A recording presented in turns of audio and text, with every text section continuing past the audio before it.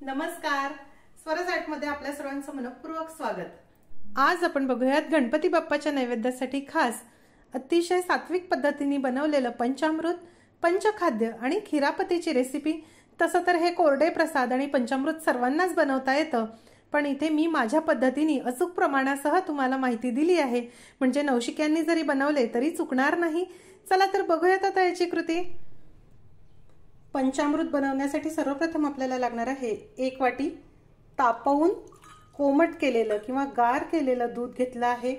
Room टेम्परेचरचं हे दूध आहे।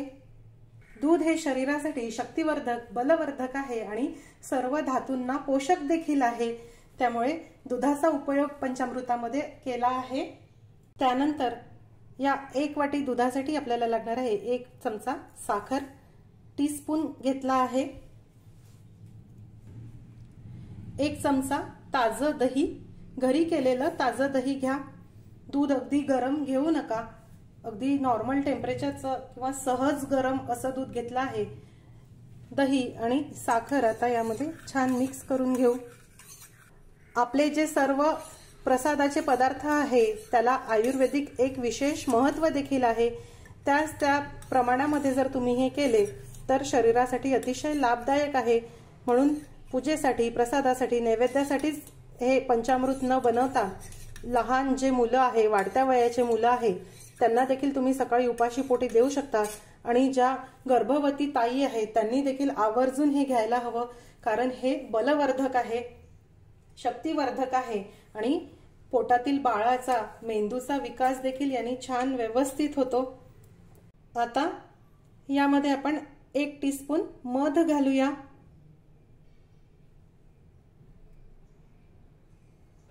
2 टीस्पून साजूक तूप घालायचं आहे।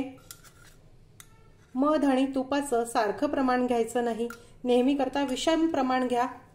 2 चमचे तूप घेतलं तर 1 चमचा मध घ्या, किंवा 2 चमचे मध घेतलं तर 1 चमचा तूप घ्या। मध आणि तूप जर तुम्ही समप्रमाणात खाल्ले तर त्याचे आपल्या शरीराला अपाय होतात, विरुद्ध गुणधर्म मिळतात। म्हणून हे नेहमी करता दुप्पट आणि 1 पट असं आपल्याला घ्यायचं आहे। आता आपण हे छान मिक्स करू।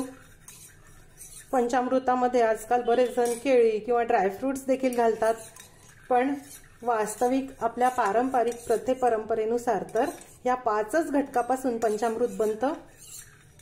हे बघा, हे छान मिक्स झालं। पूजेसाठी लागणारं पंचामृत तयार आहे। आयत्या वेळी यावर तुळशीचं पान घालूया। त्यानंतर आपण खिरापत बनवून घेऊ। खिरापत बनवण्यासाठी आपल्याला लागणार आहे 1 वाटी किसलेलं सुकं खोबरं, मंद आचेवर आता हे सुकं खोबरं आपण हलका तांबूस रंगाचं होईपर्यंत भाजून घेऊ। खूप लालसर देखील भाजायचं नाही, अगदी हलकासं भाजून घेऊया।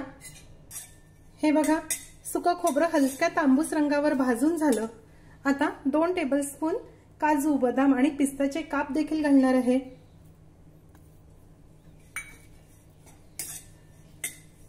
काजू, बदाम, पिस्त्याचे काप घातल्यावर फार वेळ भाजायचं नाही, फक्त 1 मिनिट जरा हे परतून घेऊ, म्हणजे यातील मॉइश्चर कमी होईल।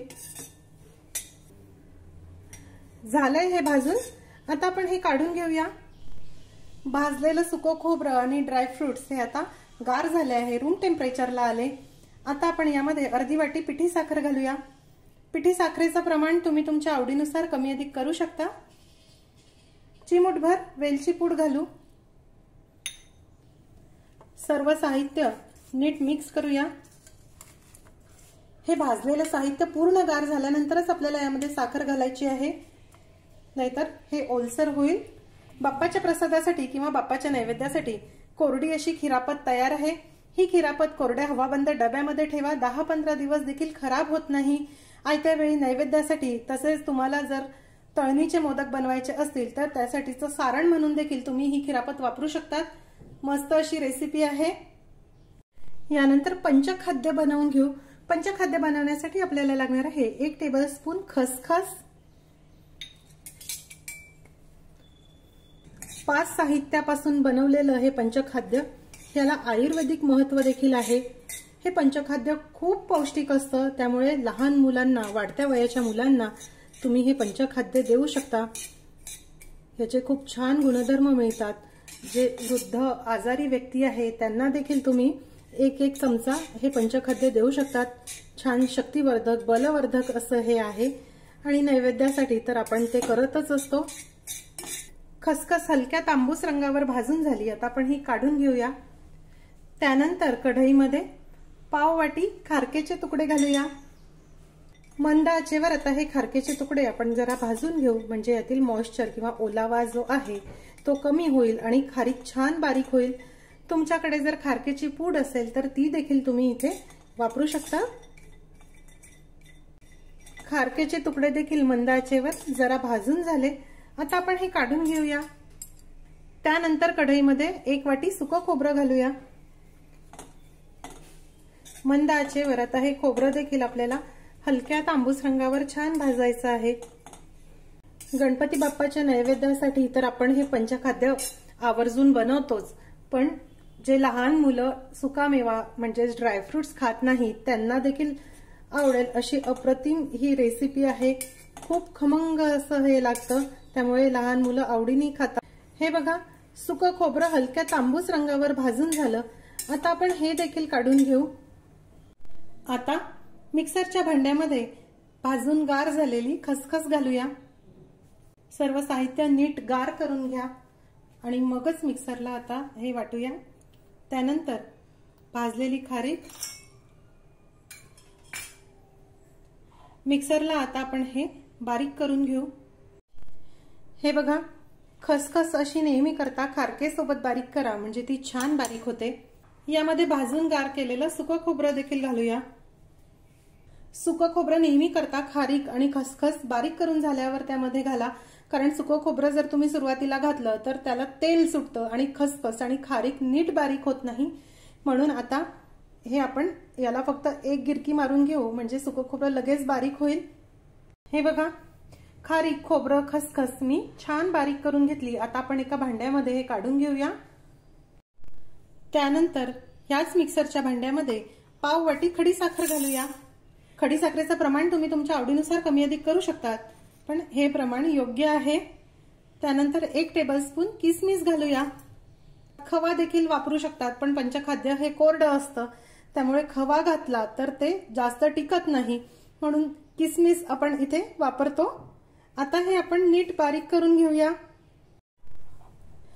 हे बघा, हे किसमिस या खडीसाखरेबरोबर किती छान बारीक झाले आहे।